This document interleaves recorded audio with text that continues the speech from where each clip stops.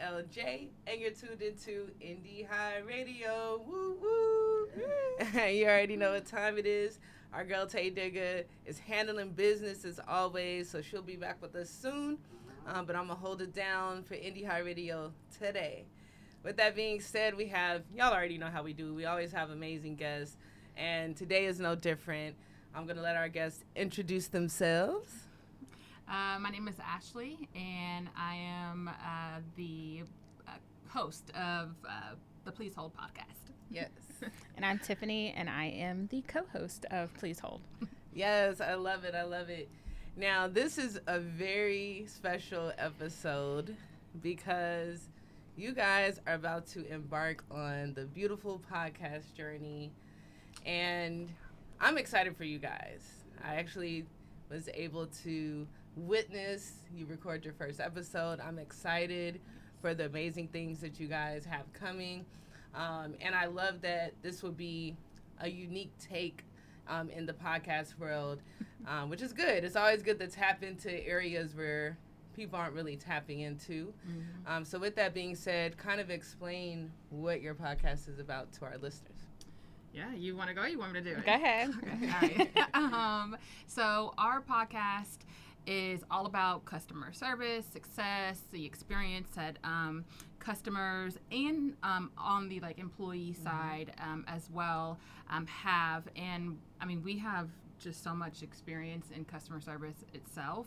My background and coupled with her background, we just were like, okay, there's no two better people to talk about customer service and the journey and the experience and success of it, and how we've kind of gone through our own personal journey as well. So it's gonna be, I mean, it's not gonna be no boring okay, well, this is the call center life. No. This is all we want to make it fun. We want this to be something that's hot topics too, right? So it's topics that may be kind of pushing the envelope, right? Yeah. Exactly. So it's gonna be hot. It's gonna be good. I'm excited for it. I'm super excited. I love that. With that being said, a lot of people don't know who you guys are, so you're gonna be breaking into this new scene. So can you guys give a little background about who you guys are, as far as where you grew up, how did you get to Atlanta, have you always been in Atlanta, and then how did you get into customer service in the first place? Oh, yeah. You want to start Okay. out? I'm a talker, so you might as well go ahead first. Yes. Okay, so to clear the air, yes, we are sisters. Okay, so same mom, same dad. We grew up in Woodstock, Georgia, Hey. And we went to school out there, high school. For me, my background started in the medical field. Of course, first couple jobs, retail, fast food, things like that. But really, I went to school for medicine, and I did back office internal medicine for the most part for 9 years. Wow. And then I've always been kind of a jack of all trades. So then on the side of that, I was also working in the liquor business and doing marketing for that. Oh, nice. So doing both. Let me put in my professional hat, and then let me get out here on these streets. And then kind of transitioned from that to the tech world. And that's where, we kind of joined forces back there. Yeah. So sisters, she covered, from the sticks up in Woodstock. We always kind of, Atlanta has always been a very big part of our life. And so we lived up there. I always tell people we lived up there, but we partied down in Atlanta. So, I was just always remember it was a little side moment. Is that anytime I would go out, people were aren't you Tiffany's sister? And I was yeah, one day I'm gonna have a voice of my own. But yeah, so I've done everything. I've done working in a restaurant, working at a hotel. I have done high-end retail, just normal regular retail, sales. I know that life. And then I've went over into call center life.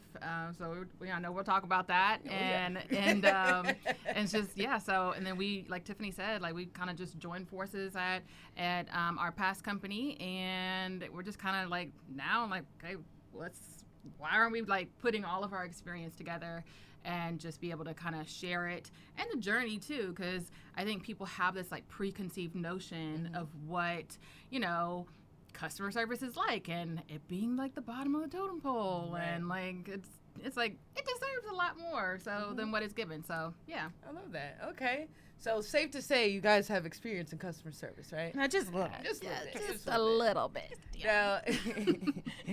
Now with these huge backgrounds in customer service, you guys mentioned joining forces.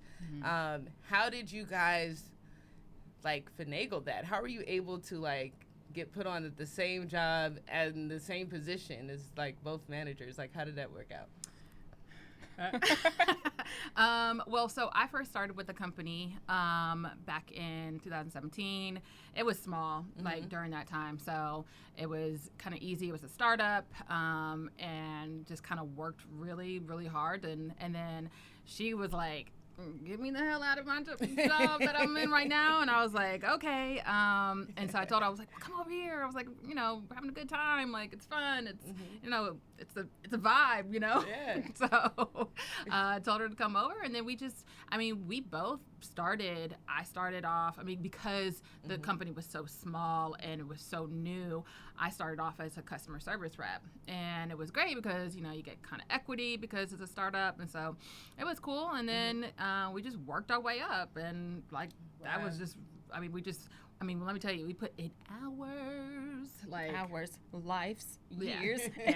It was like, I was like, never gonna get that time back, ever, never. But so yeah, it was just kind of, we just figured like, you know, we knew that it was like there was a lot of opportunity for it to be like a stepping stone opportunity. So, you know, it was cool. It was like, what better opportunity can you do with like your own sister? Yeah, I think that's like the dopest thing, to be able to work with your sibling, like, and then y'all are cool. So it's like no family beef. It's just good times and fun times.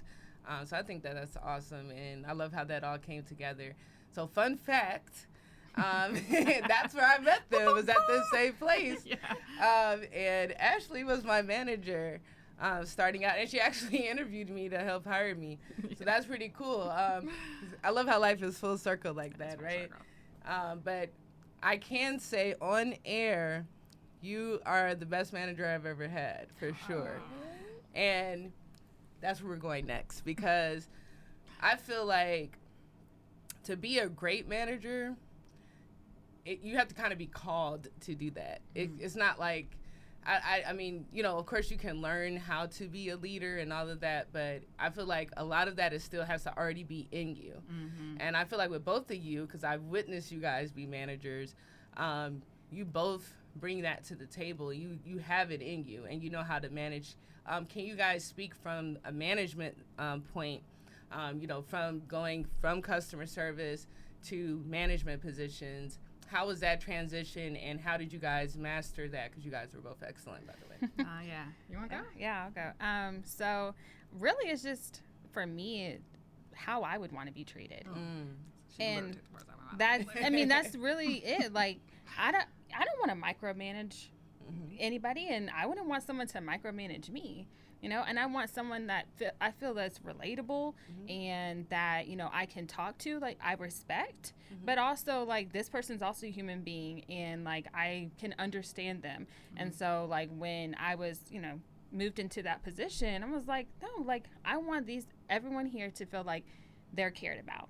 Because, one, this job is not all your life, and I think you've heard me say that many times. Like, you know, no matter where you work at, like, that's just a part of your life, but you spend so much time there, and the time there should be, you know, somewhat enjoyable, I think, right. You know, and that you should, you know, if you're happy doing what you are doing and your environment is happy, then it's going to come out in your work. And so that was like my main thing of like making sure like anybody who I oversaw, like, they're happy. Like, how are you doing today? Not like, how's your work going? What'd you finish?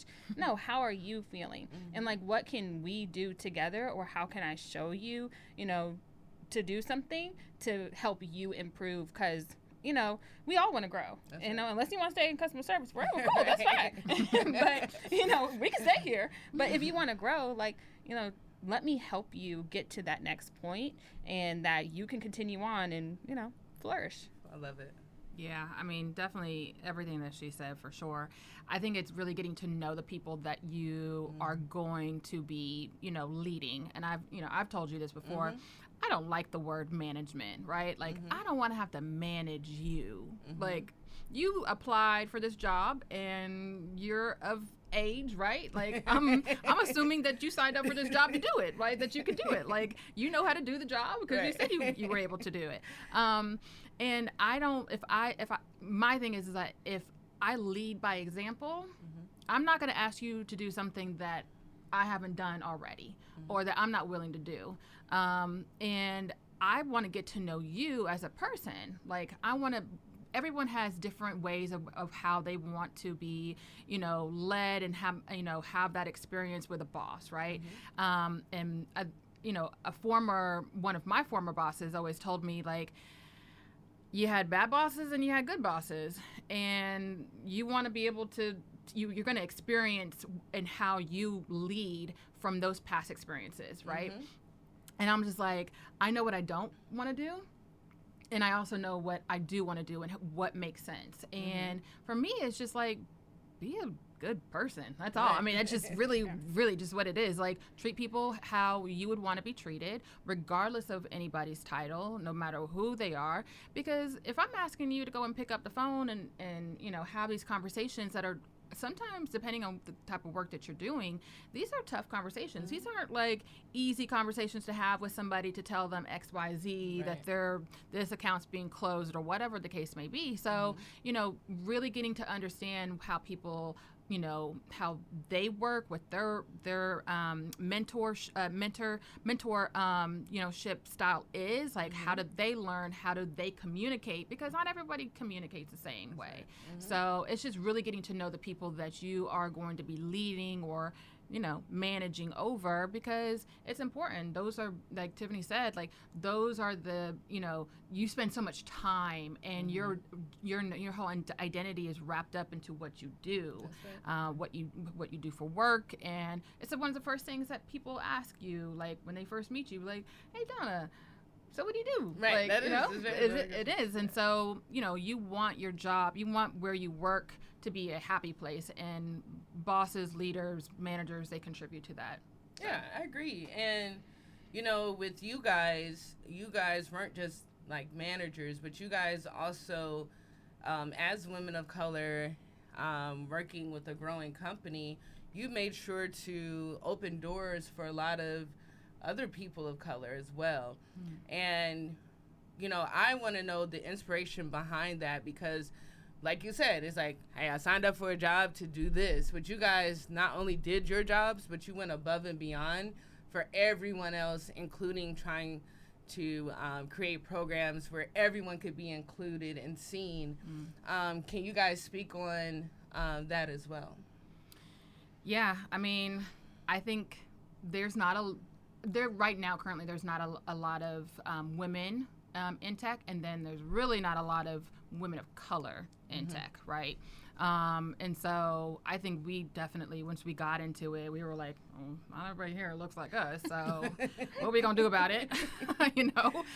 So we had to make room for us, right? And in order for us to make room for other people to come in, we had to make sure that what we were doing was going to make sure, like, it was going to be inclusive for other people to come in, and they were going to feel welcomed. And that all really just boiled down to the fact of, like, how do you lead? Like, how do you have those conversations with people, even if it is a tough conversation, or making some, we made the first ERG there at that company. And it was during a time where the world was in kind of like a disarray, kind of at that back in 2020. So it was just looking for opportunities for us to be able to, okay, like, how can we give back, make an opportunity, open doors for people who look like us and don't think that there's an opportunity for them.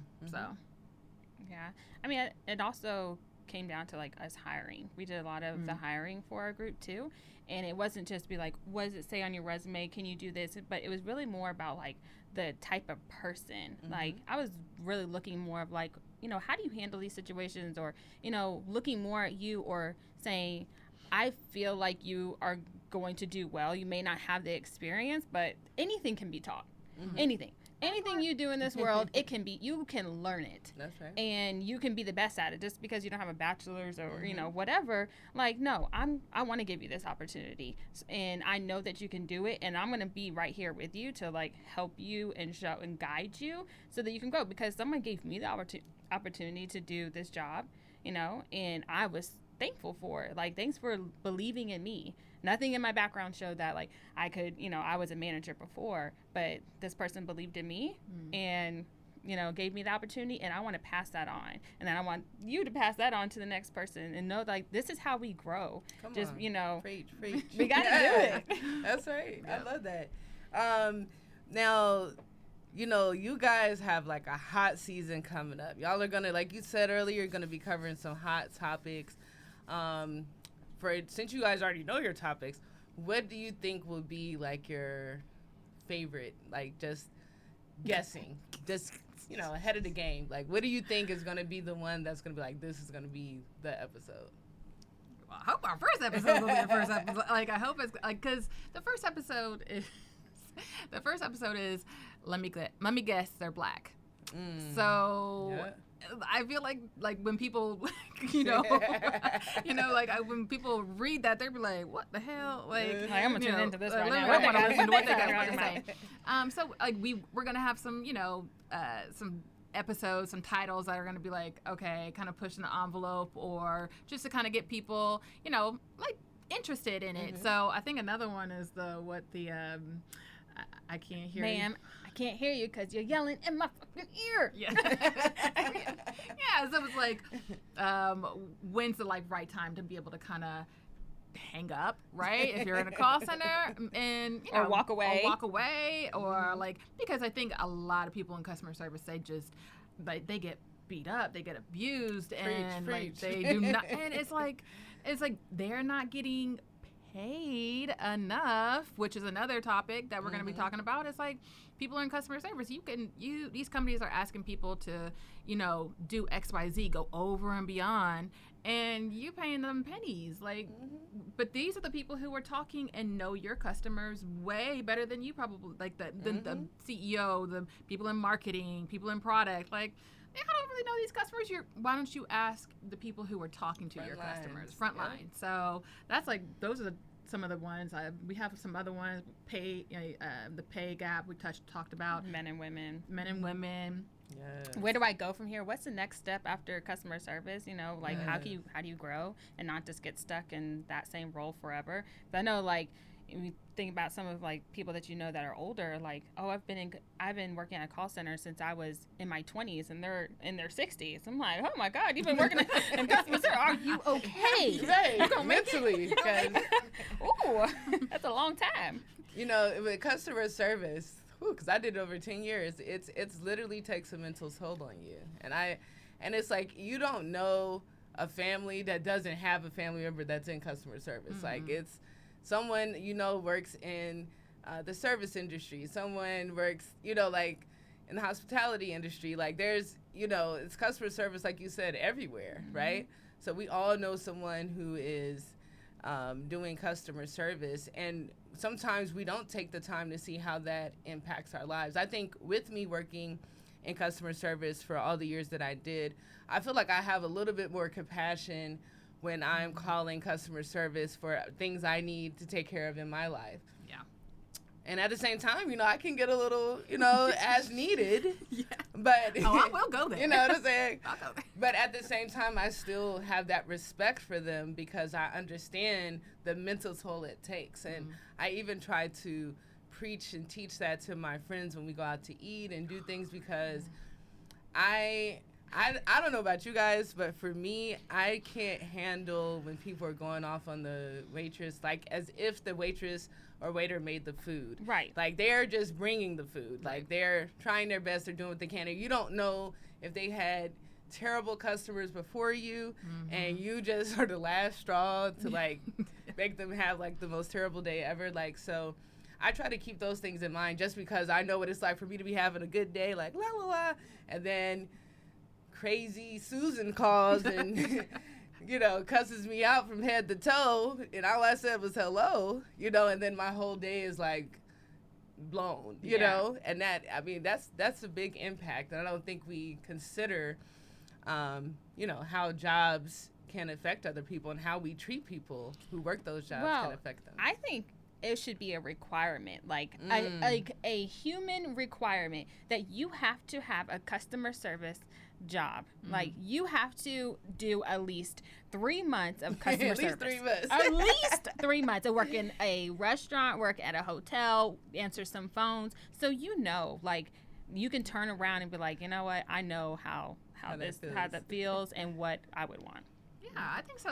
I definitely like feel the same way. Like, you need to have that experience. Like, what it is, it's hard to work in a restaurant. That's right. Okay, like, get some real work ethic. You really quick. Like, I don't care if you're a hostess, a bussing tables. You know, you a waiter, waitress, a bartender. Like, you need to have some kind of like real life world experience to be able to, and before you kind of go into like the whole business world, because like we interact with people at the grocery store, right? Like, those are these are real people, like people who are going home to their family at the end of the day. When we go and, you know, we're a patron of a restaurant, you know, we go and we, you know, bump into concierge down at the hotel that we're staying at. Like, these are all parts of daily interactions that we're having with people. So the way that we treat people, like, we need to pay attention to that, because it's so important. Like, I know we were talking about a study, like, about how people who are in call centers, there's a high, and we'll cover this on, you know, at some point in the podcast as well, of just suicide, because it's just like they go home. How many people did we hear saying, oh, you know, you need to go kill yourself. Like, I'm kill you. Getting death threats. People are like, bullies over the I definitely had death threats. We've seen plenty of stuff just on TikTok or on, you know, Twitter. People jumping through windows at drive-thrus. Like, it's crazy. Literally fighting over the counter. Right. Like, over a piece of chicken. Over a piece of chicken. I mean, sometimes but it's you just never know. But chicken might be good. Give me my chicken. You just never know what people are going through, because like our mom, she worked as a manager at a medical office. She got off work, and then she went to work at Kroger, and your mom was a real one. And she bagged groceries.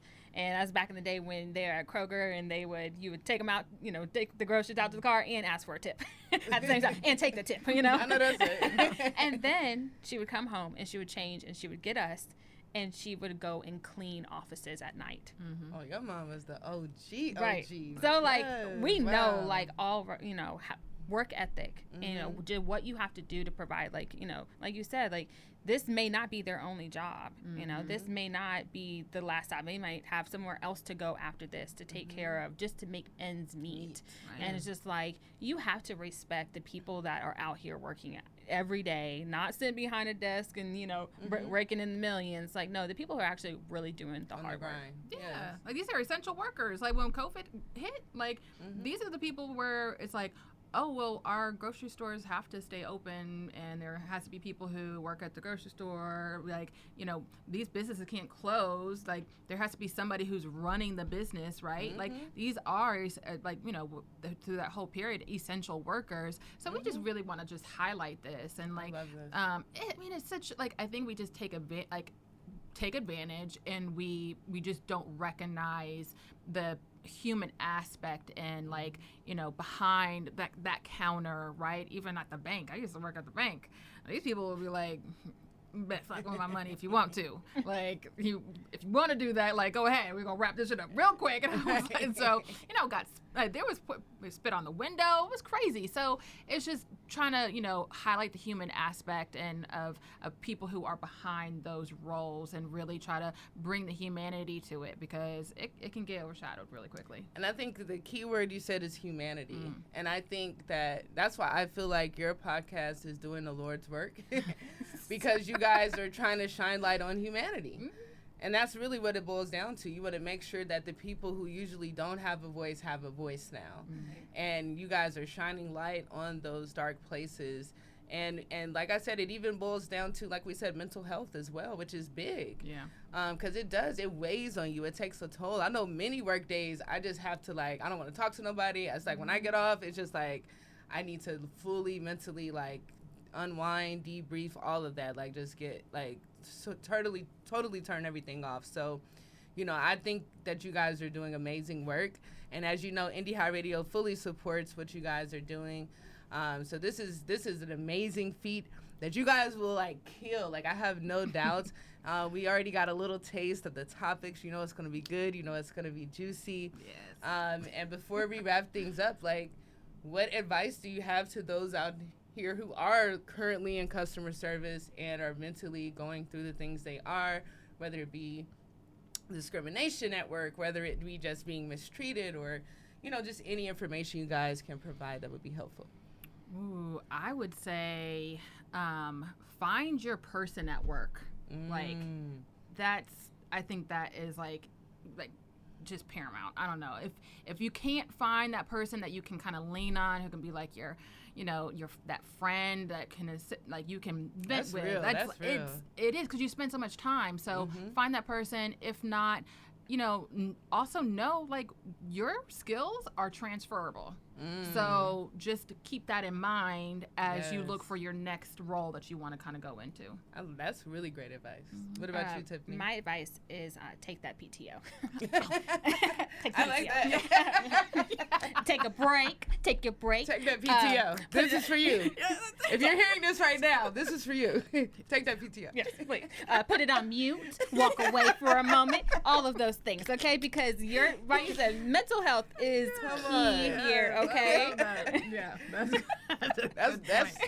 that's probably the greatest advice I ever heard. Take that PTO, because sometimes if you get let go, that goes with it. You may have saved up all them hours, can't even use it now, right?